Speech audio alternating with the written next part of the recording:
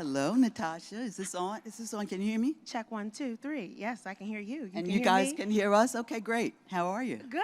How are you, Good. Dean? I'm doing well, thank you. Can I start with the affirmation first? Sure. All right, so we're in DC. It's Women's History Month. And so we have a 2-word expression to give our guests when they present. And so the 2 words are yes, ma'am. Some of you may have been following this if you come to some of our programs. So I'm gonna ask you a question, you respond, yes, ma'am. Are we in conversation with a phenomenal author tonight?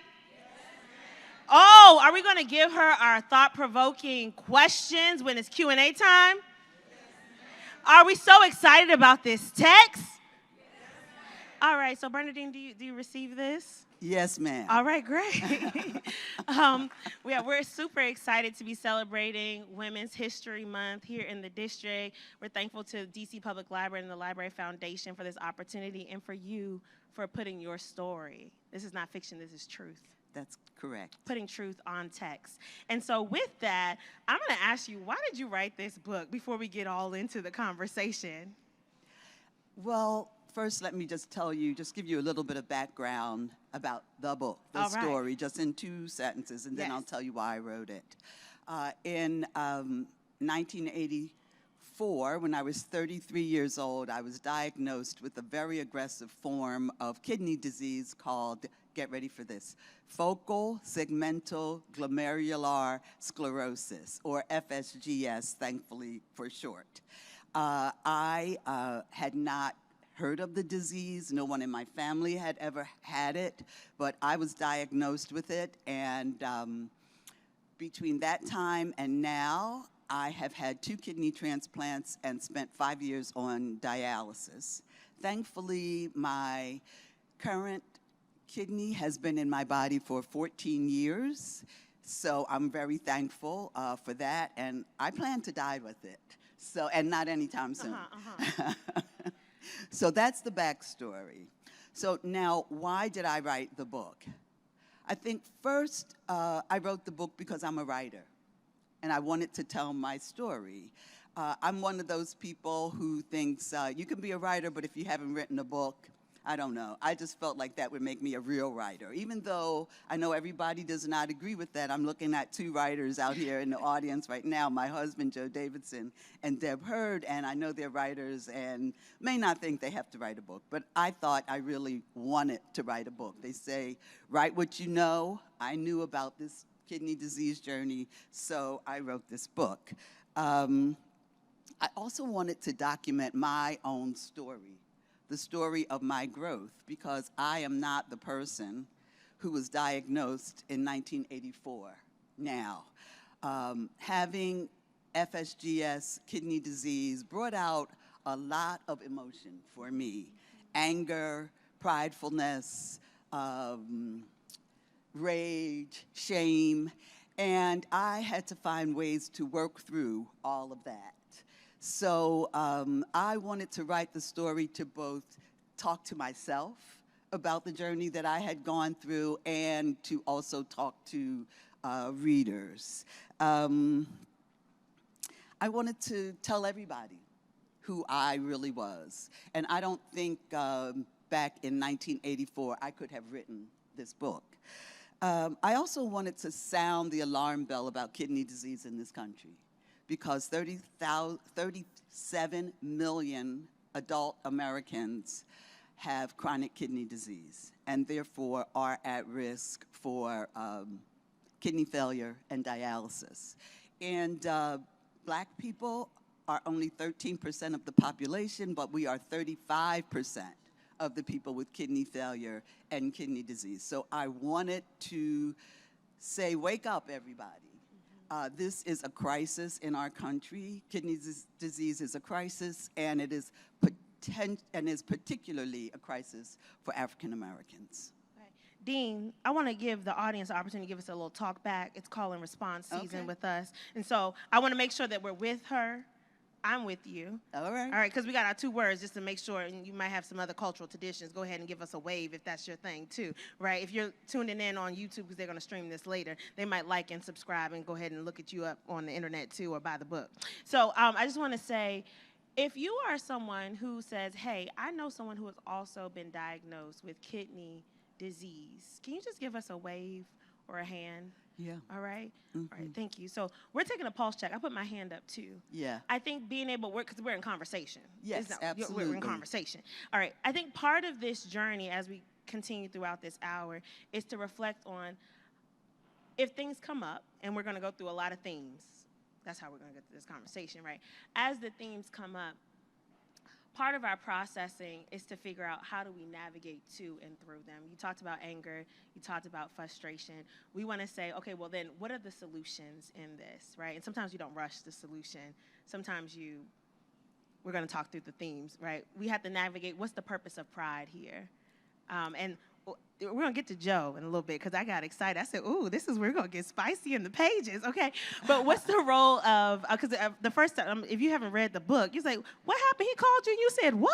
Okay, but being able to figure out when there are people or there's information that's presented into your life, right? Like the diagnoses, what do we then do with that information? And so you talk about 1984 as a information point. Yeah. There are going to be several other information points. You said 2 transplants. Yes. The book is called Transplant, but there was an S because there's been 2, and so there's some peaks and valleys. Yeah, that's true. But, I looked at transplant, the word, in more than one way. Tell us more. There was definitely, literally, transplants. I did have 2 transplants, but I also went on a journey. I transplanted myself from where I was as a person with this disease that needed to learn how to live with the disease and live a good life with the disease. And simply because I've had 2 transplants doesn't mean I no longer have kidney disease. A transplant is a treatment. This transplant, I will be well as long as this kidney stays with me. If it does not, I'll be back on dialysis or looking for another transplant. So transplant was also a way of me saying I moved through some things. I was transplanted from one place to another. All right. Okay, we're going to get into our themes, Dean, now. Okay. All right, let's preview for the audience. So one of the first themes that we're going to talk through is the role of pride. Yeah. We're talking through it just like we have multiple meanings for words, so we're going to break it down. We're in the library, and so we can do that. We can go through it. We can talk about pride in sense of a cultural sense. What is a thing that is acceptable or not acceptable in our family? It could be a sense of pride in terms of I have accomplishments or accolades, right? I work for this. And then having some shock factors, perhaps, when some of the things that you may have worked for may not come to fruition or may transition. Mm-hmm. But when we talk about pride, could also be about disclosure and staying in and out of people's business. So I'm going to get into the questions around this theme of pride. And if that resonates with you, I see some head nods like, yeah, I get a couple pointed fingers. Yes, here we go. So the first question is, where, if at all, does reconciliation or this identification or this idea of understanding come into your story as we talk about the role of pride? Well, I think that pride can either work for you or against you. I'm a prideful person. I come from prideful people.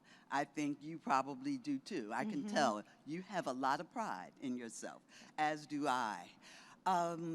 I want to just stop and pause because we greeted each other today because we were looking at the fashions. This was the pride to say, look at the fashions. Okay, well, you're looking fabulous. You're looking fabulous. So I just want to let that in there. Okay, go ahead, Dean. Okay. This is our pride. I mean, pride in myself really did help me in many ways. Pride got me out of poverty. Pride helped me get an education. Pride in who I wanted to be, helped me to be sitting here in this chair.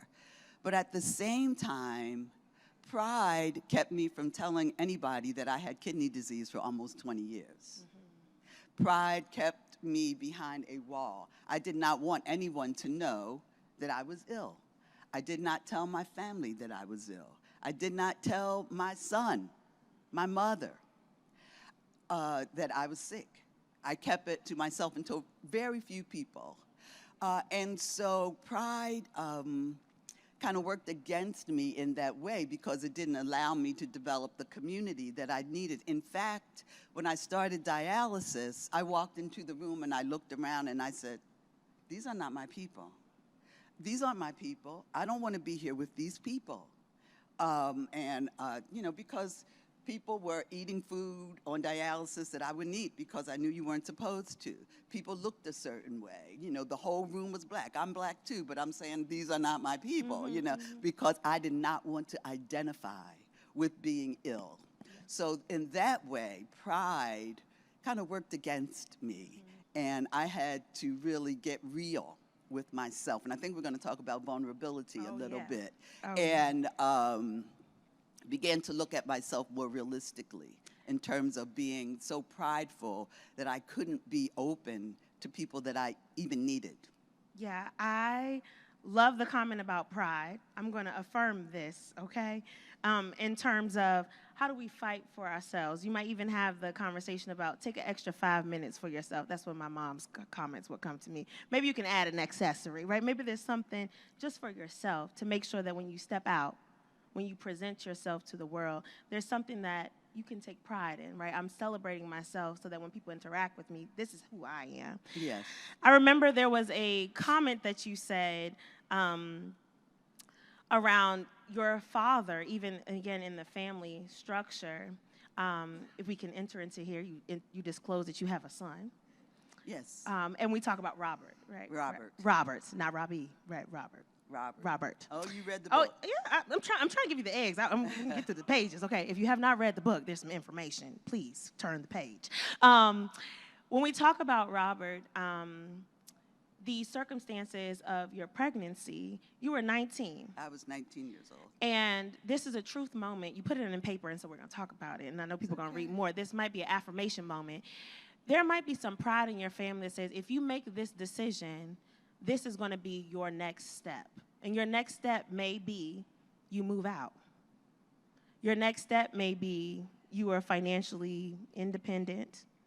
I don't know if these are the words that you would use, right? But there's a decision point for which I think that might be a pride moment, perhaps in the family, for how you fight for, and you showed up to fight for yourself, to fight for your family structure, to fight for your household. And I look back at your story of how you also got your diagnoses and you made the decision to move home, even though you didn't disclose your diagnoses, to fight for your health. You said? Well, I made the decision to move back to Philadelphia because I was living in Minneapolis and I was diagnosed with this disease, and at the same time I was about to lose my job. But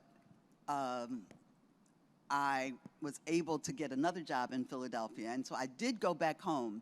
But I went back home so I could be close to my family, but at the same time, my pride said, I'm going to take care of myself. I am not going to have my family in my business until I really do need them. And I wasn't sure I ever would. I went for many, many years living with this disease when I really was not sick. It was a long time before I was sick. But then once I decided that I needed my family, I needed to have a vulnerable moment, as you might put it, my sister was my very first kidney donor. So, that's, pride, like I said, pride can work for you or against you. Yes, there's a quote from page 72. I wrote this down. When we're talking about vulnerability, this is theme number 2. If you're tracking, I'm a note taker, digital or pen and paper, all of this works. When I thought about vulnerability, I said that pride can build community or it can protect your truest self, right? It can both of these things can be true at the same time.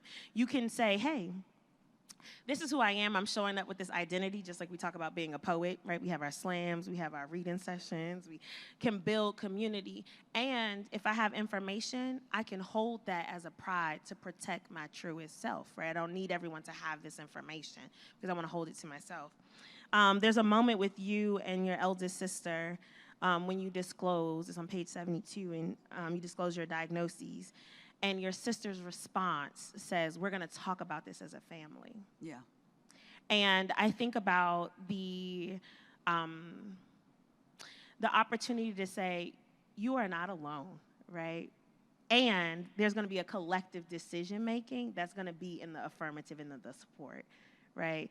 I think that is a place of power and privilege. And even, and I'll give you one more example of vulnerability that I pulled from the text.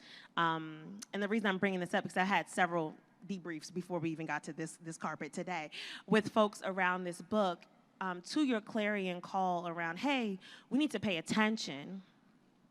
There are many of us who are connected to family or friend groups where we share information, where we are vulnerable, and the response may not be, we're going to talk about, we're going to solve this as a group or a family. The response might be okay. The response might be, that's awful. The response might not be problem solving, collectivism, right? The response might be something, for whatever the reason is, and your response was going to be in the affirmative. That is power. That is what I would call a blessing. Well, I think I became more vulnerable the sicker I got. I mean, that really is just the truth. When I realized that I could not do this by myself, I needed my family. If I got married to my husband, Joe, just a few months before I had my second kidney failure. And if I wanted this man to love me, I needed to be open to him. If I wanted him to be there for me, I needed to let him know what was going on in my life. If I wanted my son to pick up the telephone when I called and say, hey, Mom, what do you need? I needed to let him in and let him know what I needed. And if I wanted to have community in dialysis, I needed to be nicer to those people. You know, I will tell you that I at least need to speak when I came into the room. In dialysis, I don't know if any of you are familiar with this process, but you're on the machine. The machine removes waste and water and whatever. This might be more information that you want, but this is really the process from your body. And the machine can take too much fluid from you, and you can get ill. You can have cramps. You can get sick. And I'd seen this happen to other people. And I was like, oh, that's never going to happen to me. And I would kind of look away when I would see other people getting sick. And one day it did happen to me. And I threw up all over myself. I had cramps. I screamed. I cried. Somebody come help me, on and on. And I realized these are my people. I'm sick. I'm here with them. And it kind of made me look at myself in a very different way, that I am flesh and blood and human, and so are they. And just about everybody in my dialysis center was Black. And so, you know, we're all here Black and sick. And so I might as well, you know, just get over myself and try to make some connections with people who really were trying to be kind and nice to me. Yeah, going back to that definition of pride, being able to build community as well, to say, hey, we are in a similar struggle, plight, community, if you will. The second example that I wanted to bring about when we talk about vulnerability, and that is the discussion around, we talk about transplant. Her sister was her first donor, right? The discussion of the family was, let's get tested. And so I want to put the clarion call out to the folks in the room.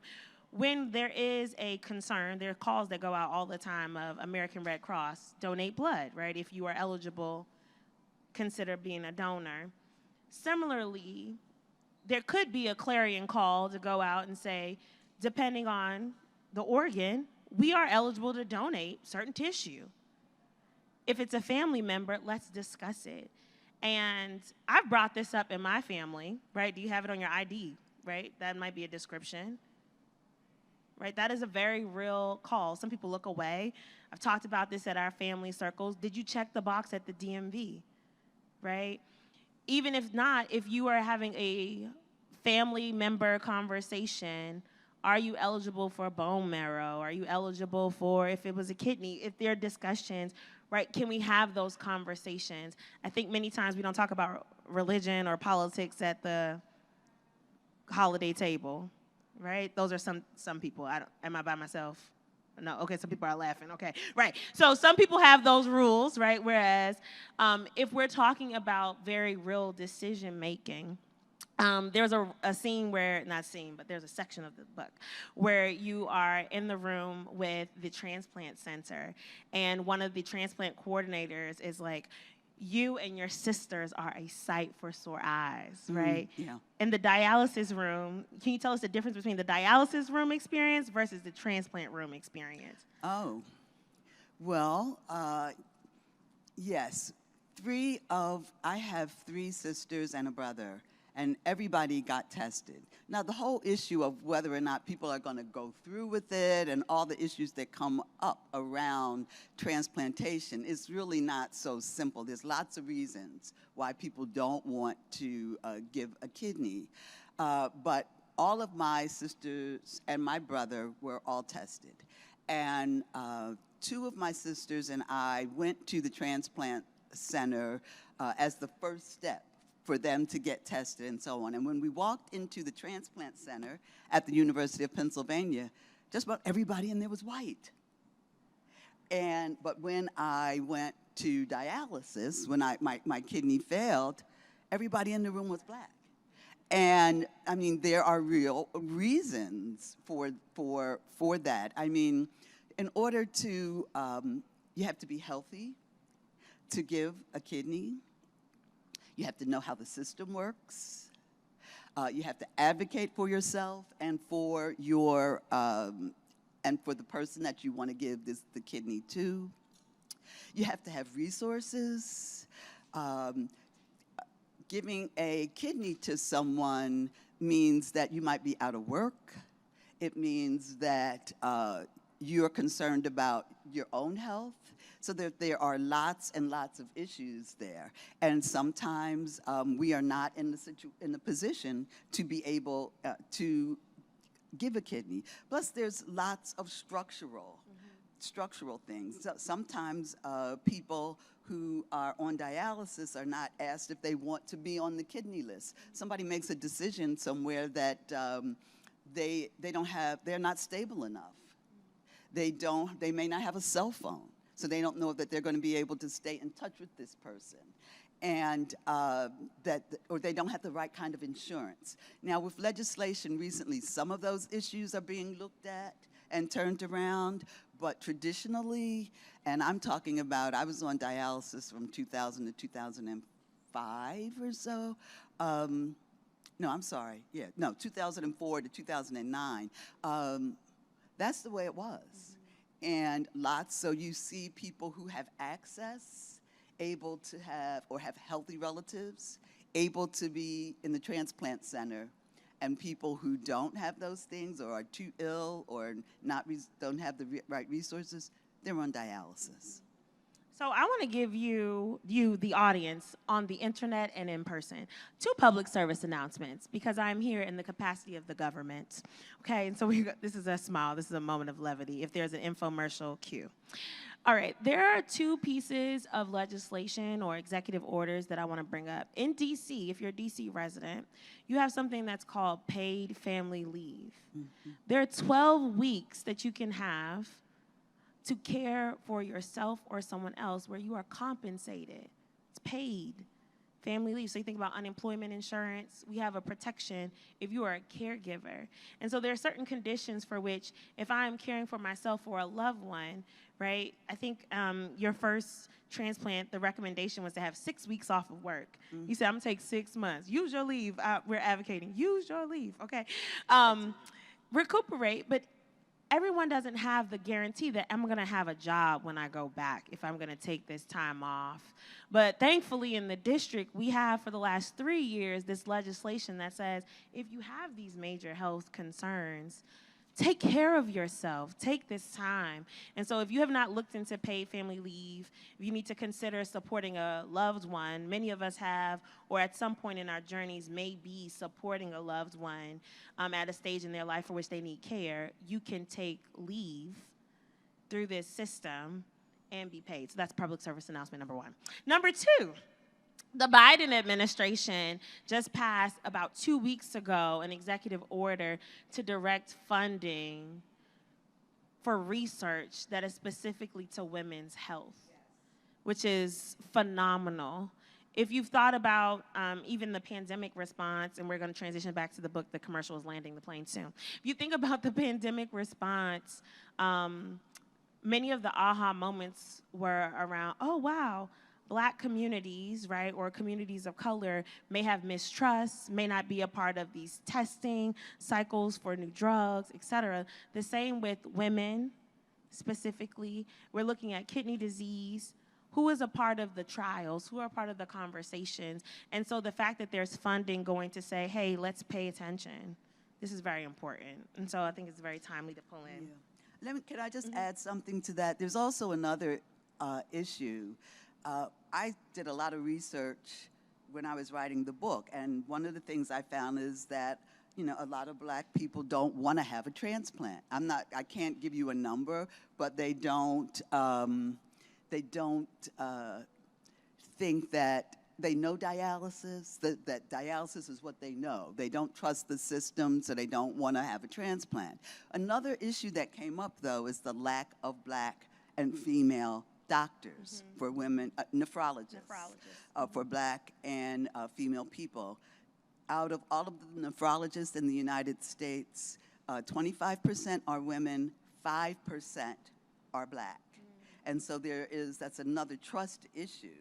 People they want to see somebody who looks like them, who's going to take care of them. That might not even be true. But the visuals, the representation makes a difference. Yeah, absolutely. And discussing the nephrologist experience, I'll give one example, too, from the book that I think many of us might relate to, perhaps. There was a segment for which you had a clinician who wrote you a note, a prescription. If you've ever gone and your doctor's like, I need to run some labs, and you go to the lab, and then you're like, I don't know if they're gonna take 2 tubes of blood, 8 tubes of blood, I'm not really sure. There was I'll let you tell it, unless you're like, go ahead and tell it, because I read it and I was like, oh, my word. There was an experience for which you get a slip, and you're sent to a section of the hospital.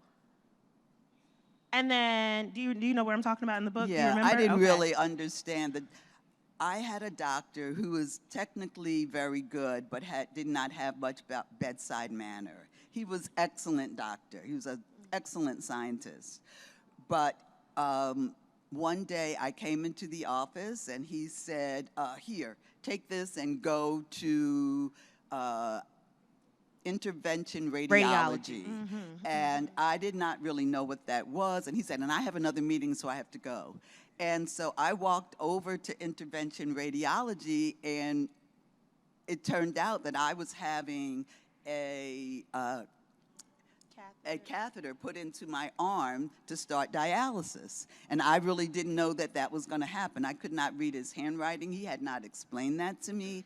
And the nurse said, you don't know what's going to happen? And I said, no. She said, well, you can go home and come back another time if you want, but you're eventually going to have to do this. I mean, your kidneys get to a certain point, and you're either going to be very, very sick and die, because you're going to have kidney failure, or you're going to go on dialysis. So I hadn't even had anybody come with me. And as you know, from the beginning of the book, I had my girlfriend go with me when I was first sick. So I do believe, yes, in having, once I understood what I was up against, in having support. But I was by myself. I went ahead and had the catheter put in my arm. It was horrible. It was awful. The guy could have been doing Roto-Rooter.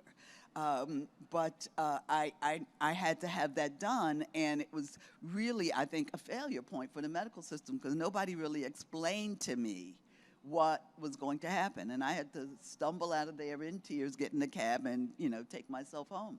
So, yeah, those kinds of things do happen. How are we doing on time, Ryan? We have about 20 minutes. And so we're doing great. We're doing great. So one more public service announcement, okay? As we go through this conversation, I think this is really helpful. I see some people have their eyes, every body language, and we're like, ooh, what? You put a tube down someone's arm and you wrote on a piece of paper but didn't tell someone that they're going to get a tube in their arm that's going to stay there? this is, right, there's eyes moving. I just want to give you the heads up that as we reflect on these conversations, again, we raised our hands earlier, we might know someone who is navigating this diagnosis. We might be that person. And so I do want to name that there is a behavioral health line. It's called 988. If you need to talk to someone, we've talked about, and Dean, you are very explicit that there are lots of therapeutic practices that you experience, from movement to meditation. I was like, where's Dean going? She was going to spa. She was like, I'm going to take care of myself. I'm going to enjoy, I'm going to get my teas in. However you need to regulate your mind, your health, I do want to emphasize that mental health is a part of this journey. And some of us have people that we can talk to, like a Joe. You might have a boo thing. Everybody doesn't have that. And so if you need to call 988 or a chat line, there is a number. I see some folks with phones out. I'm going to call it out. There's some other conversations in here. We talked about there was consent because you needed this medical procedure, but there's sometimes that we are in experiences where there isn't consent, or that there is a negative interaction where we might feel like we're a victim, or we are a victim of something that has happened. So I'm gonna give out the DC Victim Services Hotline if that's something that you don't have in your phone, or if you meet with someone. So I'm gonna say it, then we're gonna keep going about this book because it's good. And that's my last announcement for the night. Do we have time for me to just read a very short excerpt? Yes. Because then I also would like to have people have a chance to ask some questions. Absolutely. So I'm going to just read a couple of pages from the first chapter.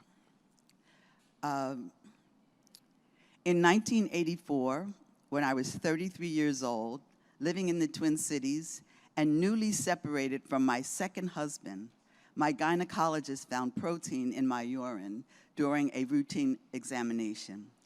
She suggested that I see a nephrologist. A friend, Kathleen, who went with me to the appointment, remembers the gynecologist saying that my condition could be serious. I'd already been through a lot in my life: poverty, welfare, teen pregnancy, and 2 disastrous marriages. So I didn't let her concern worry me very much. Besides, I hadn't heard anything about kidney disease running in my family. Don't get me wrong. There's plenty of illness on both my mother's and father's sides. Diabetes, both my father and his father before him had sugar, as many in the community call the disease. In fact, the one time I met my father's father, he was sitting in a wheelchair with both his legs amputated from the ravages of diabetes. High blood pressure? Show me a black family with no high blood pressure.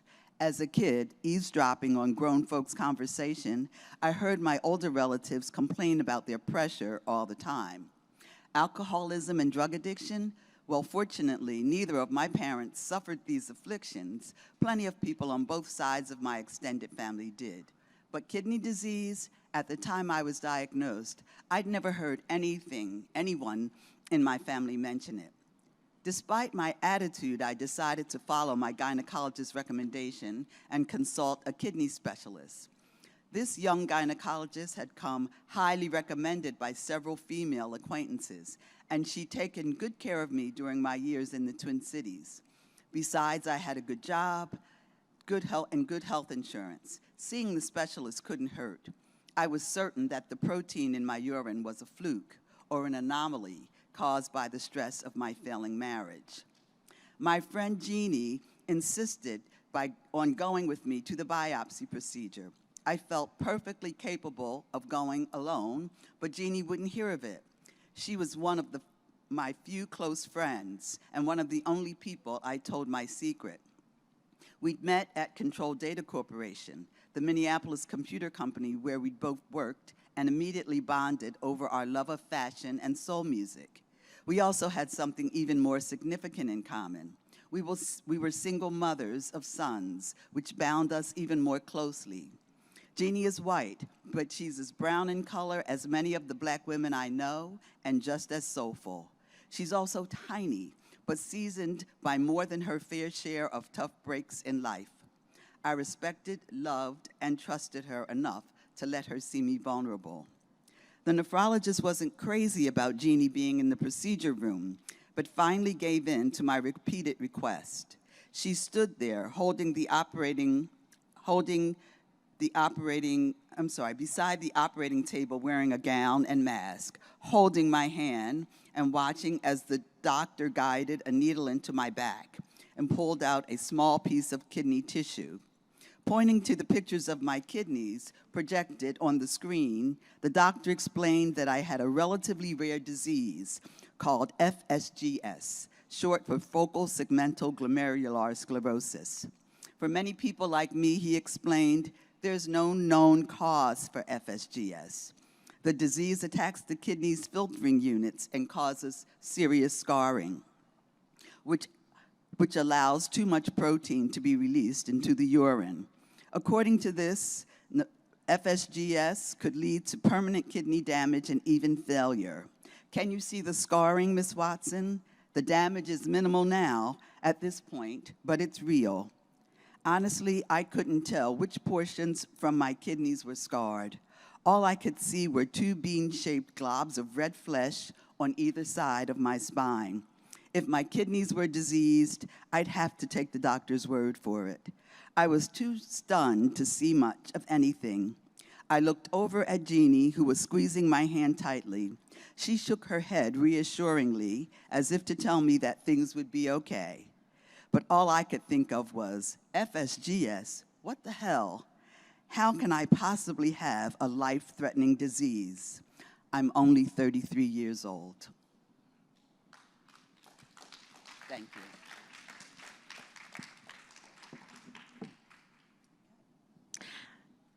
There's a song that comes to mind. If you know me, I always am singing in songs. People chuckle because they know me and I love a song. After you finish reading, I wanted to sing out loud the Reba McEntire rephrase when she says, I'm a survivor. Do you know that song? Do you know? Somewhere. Somewhere. Head, It's I've all heard right. it. We can YouTube it later, but we got a couple snaps. Okay, cool. There's a couple country albums coming out later this week. I don't know if anyone's looking forward to it. Okay, cool. Talking about Beyonce, if you need that too. Yeah. But I've heard about it. but Reba has a song, it's about 20 years old, but it says I'm a survivor. Anywho, thank you for sharing that passage with us. Okay. We're going to transition to some audience comments in a second. I know they're ready. They got a couple hands ready. I think the last question or theme that I wanted to go over as you talk through that, you introduced a new character, not a character, a person in your story. And so the last theme that we have is talking about, we have a couple. Oh my gosh, there's so many. I'm going to go through allies. Yeah. And so we're going to talk about helpers. Mm. You have so many throughout your journey that you've weaved into the story. Couple here tonight. Thank you, friends, families. How did they show up? Where did you meet them? Any that you want to highlight now? Well, I can say two things about helpers. A lot of people say that black people don't go to therapy, and maybe a lot of black people don't. But when I was in the throes of my kidney disease, I sought out two therapists. And they really did help me see the value in myself. They were looking at me and I'm, saying, oh, woe is me. And they're saying, but wait a minute. You've gotten yourself educated, you're a writer, you're this, and this. You're a valuable person no matter what disease you might have. And those were people who really did help me, and I recommend if you have a problem, go to therapy, talk with somebody. The second ally was an unlikely ally. He was somebody that I met in dialysis. His name was T. And T sat across, his chair was right across from me, like you are from me. And T and I were very different, except that we were both black, but he was a drug addict. He had had a couple of strokes. You couldn't understand his speaking very well, but he kind of liked me, and I got to like him. And he really made coming to dialysis much more bearable because we would sit there and talk about sports, talk about music. He talked about our hometowns. He was from New York. I was a Philly girl. We would just shoot the shit for, for the 3 hours that we had to be there. And it meant a really great deal to me to have him as my unlikely ally. Thing about T is that he was also homeless, and he didn't always come to get his, didn't come to his sessions all the time. And one time he just stopped coming. And I have been back to my dialysis center and asked about him, and nobody really knows what happened. I'm sure that he's no longer with us. But T was my buddy, and he really did make dialysis more bearable for me. And, he was as human as I am, and we really did get to love each other quite a lot. Thank you for sharing that. I think we all have this universal theme of perhaps the unlikely ally. I'll disclose one. I think they should bring back Uber shares or Lyft shares. I have met some really good people. Some like friends, I follow them on Instagram now, but some authors and cool folks in Lyfts. But no, to the extent of we are locked in for life now, right? We walked this journey together, and I didn't know that I would need you, right? With that, I'll tell you the other two themes that we were going to discuss, but I want to turn it over to the audience so that you can get to ask some questions. So if you were thinking about this, if you're like, ooh, maybe this will fan the flame so you can ask your question. We're going to talk through some vivid memories. So we've heard lots of stories from Dean, but if you want to press a little bit more, some like aha moments, right? She wrote through several decades of her life. So if you want some juice, I will say I want to give a shout out. There was a love story in the District of Columbia. Okay, there was a date downtown. We are downtown tonight. And so I want to say, do you remember this? There was a taxi cab called, everything. I was just like, this is a love. Now, I don't know if you know that, but that's like a fairy tale for those who are looking for love that live in DC now. We're like, wait, that happens? That happened? So anyway, I just want to shout out that it happens. It can happen. Keep hope alive. Okay, so if there are any other things, we can talk about a full spectrum of topics. If there's a mic, Ryan's coming around with the microphone. We'll start in the back and come up front. Thank you. I have a question for Mrs. Just call me Dean, please. Dean. Yeah. As you explained in your memoir, there are topics of loss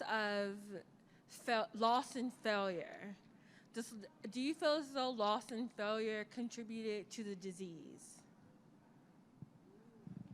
That's a really interesting question. Use your mic, Dean. I'm sorry. That's a really interesting question because I do believe in the mind-body connection. And I think that I'm very open about some of the things that I went through in my life, from a child, from a teenager, as a mom, getting myself educated, going through two, as I read, disastrous marriages.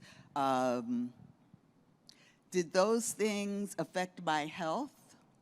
Maybe. I don't know for sure. But what I do know is that the healthy habits that I have developed, the healthy mindset that I began to develop as I tried to get through that dialysis and that second transplant, I think they highly contributed to the person that I am today and the reason that I've had my kidney for 14 years. Now, as a doctor once told me, sometimes your body lets you down.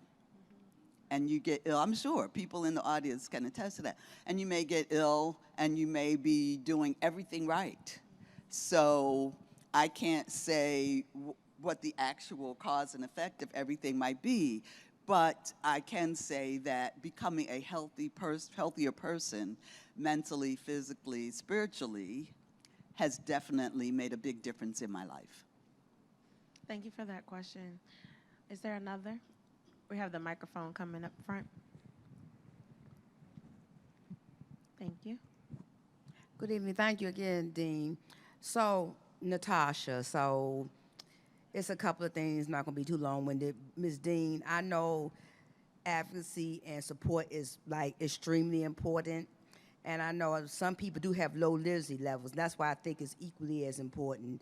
And number two, I'm glad that you put away your fake pride because that's what it was, but because I admit that. fake pride gets you nowhere. But like I said, the low literacy is real. The fear is real, you know. So that part. So thank you for being so vulnerable, Natasha. So let me speak out for my Fit DC since I'm an ambassador. So for those who cannot afford to go to like spas and things, we do have really excellent no-cost programs in the city that the city does like all the time. So I want to shout out to Mayor Bowser. They have meditations on Tuesday and Wednesday nights at no cost for residents as well, and as well as other activities that they have for our residents. So you could take advantage of that, and that's it. Thank you. Thank you. Thank you. For sharing. We have another question up front. We're going to bring you the microphone. Yes. To the young lady who just spoke, do you have your business card on you? Thank you so kindly. Thank you so kindly, Dean, Dr. Dean, to me and you. I wanted to ask you a question. In your memoir, you talked a lot about your personality of personal business. And I wanted to ask you, because we spoke about mental health, you also spoke about speaking to therapy. Was those things offered unto you when you was going through your transition of psychosis and healing of physical, mental transitions? You mean by the medical system? All of it. I'm talking about personal, spiritual, medical. You said you talked about therapy. Was those things offered to you based on the different transitions you was going through with your health? Well, what I will say is that no doctor suggested that I seek therapy. No doctor, no one in the medical system suggested that, I go and try to find the supports that I needed. I'm a very resourceful person, thankfully, and I have resourceful people in my life that care about me, and so we worked very hard to get me the things that I needed, but a lot of people go without those things. I think that that's a real missing part of the medical experience, the recognition that physical illness affects you mentally and vice versa, and that there should be support for those things.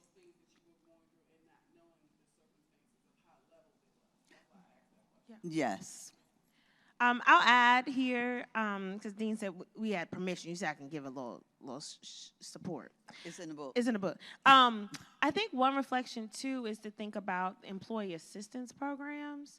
There were a couple times where you talk about your employer in Philadelphia and even the transition from when you went back, your special project. And, I think remind ourselves now, most employers are required to have, it's called the EAP. I see some eyebrows. Maybe you don't know about this. Okay, you know about it. Orientation, sometimes people bring up, the trainers say, hey, if you need support, you can call this number, right? Go on this website. There's so many supports. They'll give you usually 5 free therapy sessions per topic. So switch it up. Okay, no, but it could be, hey, no, I'm trying to tell you something. No, but if you're trying to navigate relationship, I'm trying to navigate new health information, testing, right? Being able to have discernment around disclosure in the workplace around certain things, right? Who do you talk to? Again, you can call 988, but there might be some more consistent resources. You should check with your employer to say, hey, I need to talk to somebody. I'm going through something. How do I get support? And so, again, you should have some options. Are there any more questions from the audience? Ooh, we have about 5 more minutes. So I see 2 hands, one in the back, and then we have one up front in the first row. Hi. Hi, my name Hi. is Lana, and I have a very similar experience to you. Diagnosed with kidney disease when I was 20, dialysis 5 years, got a kidney transplant, the whole 9. I did all of this while going to school, working. Actually had to restart college because I was so sick. And I'm wondering, I haven't read the book yet. I will. But I was wondering, what got you through it? What was your why? What gave you faith? What gave you hope? what's that thing that kept you going? Because there were so many times where I could have given up, and it's my mindset to just keep going. Yeah. And like I had faith that things were going to get better, and that I was going to make it through. Mm-hmm. And here I am, 8 years. Excellent. And you look beautiful. Thank you. Yeah. Well, it was a number of things. One, I'm a very strong person. You know, I come from a line of people that know how to work and get things done. And so I relied a lot on my own inner strength. Like I said, sometimes pride got in the way and I didn't get the resources right away that I felt like, you know, that I should have let more people in to help me. But I got over that, as I explained. I have a very supportive husband. He's sitting right there in an orange shirt. I've been married 3 times. I tell people I've had 3 marriages and 1 husband. So from the day, I'll say this, and then for the sake of time, I'll stop. I had been told by the doctor that I was going to need dialysis or a kidney transplant, and at the time I did not know anything about either of those two, and I was an independent consultant at the time. I had left my job, and I had to pay a lot for insurance, and I thought, well, you know, what if I don't have any projects, and I'm not going to have any money, I'm not going to be able to afford my insurance, and Joe was sitting there with me, and we were not yet married, and he said, I have insurance.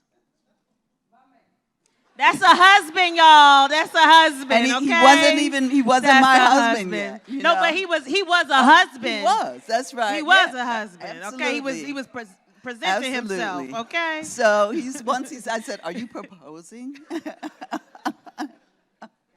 Yes. Yeah, all right. so these are the things, my own strength, my ability to change through yoga, meditation. You know, I'm not a religious person, but I'm a spiritual person, and my husband, and, you know, eventually the rest of my family. Mm-hmm. Thank you, Dean. I'm going to go to this question. And thank you for that question, too, and sharing with us. Hello. We haven't seen each other for a while. Yeah, we have not, Aileen. Oh my God, you remember? God Of bless course. you. My dream has been to study with her. This is my post-chemo hair. It's white. Mm-hmm. And I just want to say, not as an announcement, but there are so many resources out there. I am on Medicare, Medicaid. I lost all my income. There are resources, but the hospitals have not changed. Mm-hmm. Not only do I see women being treated differently, but people of color. And I march along and I talk to patient relations. I have gone through that. I'm at Sibley, but I can't tell you, most people are frightened to speak out, so you don't know how important this book is. Mm-hmm. And I was going to ask you, while you were going through everything, did you turn to your writing? While I was going through, well, you know, In your chapters, I'm sorry? in your different chapters of illness. Well, you know, sometimes I worked, and I worked as a writer. You know, because that's my skill. You know, I can write. But there were times when I would write for myself. There were times when I wrote professionally.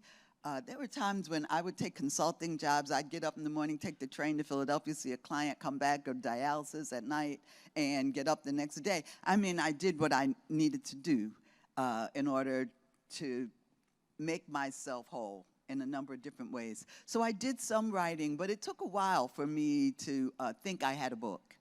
A couple of people, one of them is in this room. There's Marita Golden back here in the corner. And if you don't know Marita Golden, go look her up. Marita was my coach for the writing of this book. But Marita, one day, I was looking for what to do with these pages, and she said, oh, you have a book. She encouraged me, to write this book. So I think that I went in and out of the writing, but once I understood that, I had a book, and somebody that had written, 16, 17 books thought I could write a book, I got to work. All right, and so we have a 2-word expression. We're going to land the plane for now. We all have our books, but y'all remember the 2 words? Okay, do you remember the 2 words? All right, so we're going to give a couple questions, and then I'll land the plane. Did we have a phenomenal panel with a phenomenal author? Did we have a phenomenal panel with a phenomenal author? Did we have thought-provoking questions with a phenomenal audience? Thank you for your questions. Thank you for sharing. I would land with one more reflection. And we're going to stay in community because you have given us text. You have given us a clarion call to action. I'm going to land us with the theme for Women's History Month. This is my call to action to you as the leader of the Women's Office here in the city. We are celebrating women who advocate for equity, diversity, and inclusion. We are celebrating women, Dean Watson, Thank you. who advocate for equity, diversity, and inclusion. I asked myself, what about this book? People keep asking me, what do you think about the book? What do you think about the book? I made an Instagram reel about the book. I tried to be fancy with it. I was like, let me get the word out. Okay, I've been calling people. This book is a phenomenal read. I've asked myself, what makes this book special? There's so many things, but you gotta be succinct. You know, I think, gotta be like Kojo Namdi. You gotta be succinct. Okay, the politics hour. What makes this book special? Are you It's asking real. me? No, Oh, I'm okay. No, please. I mean, you know. I'm just trying to put my heart out here for you, okay? I All right. gotta learn some lessons from my brother right here in the orange, right? Okay. How do you put it out here? No. What we see is real. What we see is a story. This is about the theme for Women's History Month. It's a story that is shared by some of our audience members.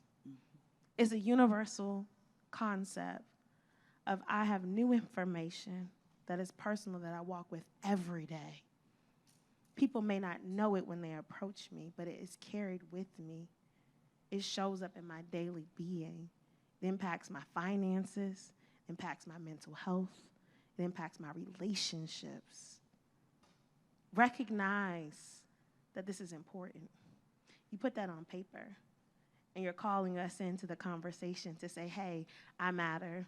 Research is necessary so that we don't have to have more conversations without our stories at the table. And so this book is phenomenal. Your story is necessary. Thank you for capturing it in text. Thank you all for being here tonight with us. Happy Women's History Month. Happy Women's History And thank you Month. to DC Public Library for this phenomenal evening. Thank you.